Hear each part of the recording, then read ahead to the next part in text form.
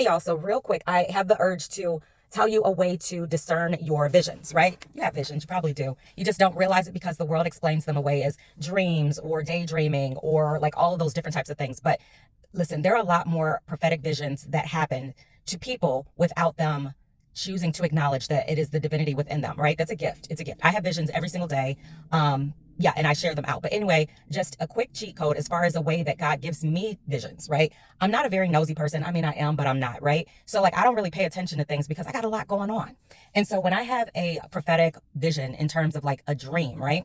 What God does is uses people that I know that I am somehow connected or attached to. Usually it is an emotional connection. Once I draw a heartstring to someone, then I am connected. I am plugged in. And so I'm always giving people warnings when I'm making new friends. I'm like, hey, listen, I have visions every single day. And more often than not, I have visions about the people that I am closest to. So as a heads up, if we become friends, then I'm going to be heart tied to you. I might have a vision about you, for you, surrounding you, whatever. So I like to give that heads up, that disclaimer. You can do it, don't do it, whatever, especially if you find that you have visions about people that you're connected to. So that's one thing. But the other thing I wanted to really mention is that sometimes in these visions, God will show me like my husband, my kids, or my neighbors, or people that I know, right? Because I'm more apt to pay attention. If I see a stranger in a vision, I'm not going to pay attention because I don't know who that person is. That has nothing to do with me, right? I got enough on my plate. I'm not trying to know anybody else's business, right? So the reason why God will put people that we are connected to in our visions is not to like expose them, one, because if you're given the gift of sight, then you're also being trusted with that gift of sight, not to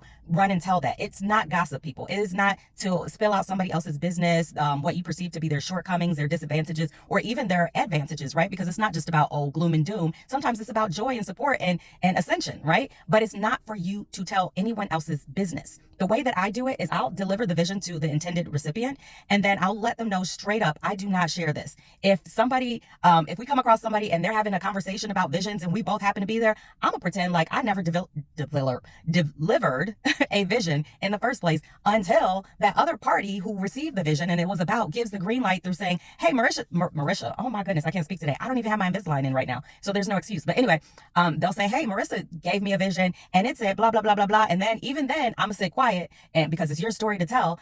And the only way I speak on it is if you pull me into that conversation and say, hey, can you clarify this or tell them about this or whatever it is, then, all right, that's my permission. I will speak. Other than that, when you have the gift of vision or sight or any of those things, it's not for you to run tell that. It's for you to be able to deliver these messages. Now, that's another thing, right? So I started off by saying the people that you see, right? The people that I see in the vision, it doesn't mean that it is specifically about them or, it's not specifically about them. However, what God will do is utilize these people to make sure that the message gets to the intended recipient, right? So an example of that is maybe I see a cousin in a vision, right? And so I'm like, oh, okay, well, what's going on with them? I'm paying attention. I'm looking all around. I'm trying to absorb all the information that I can because I know I'm also aware while I'm having these visions that it is a vision, right? Even though I'm sleeping, right?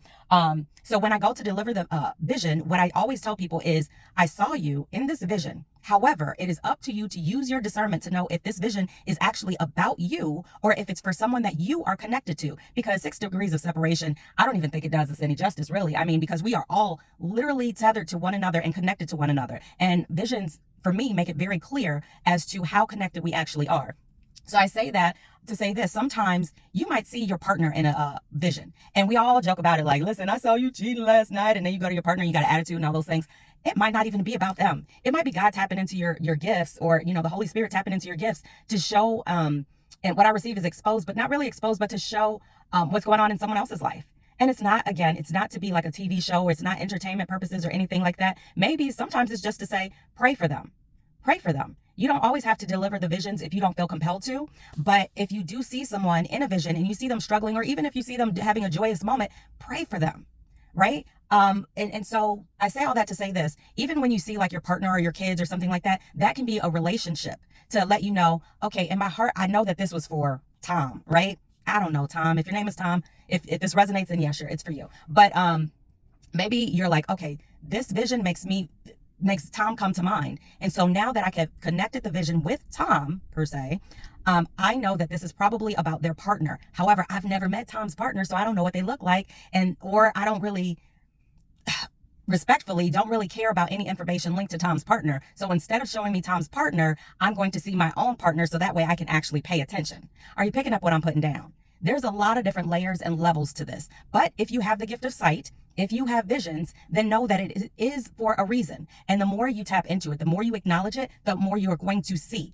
So there's that warning as well. And also, super, super important. Make sure that you are prayed up. Make sure that you are working on your healing, because if you're not in a space and place of healing, which is an ongoing process, then everything that you see is going to be painted in the light or brush of struggle, darkness, negativity.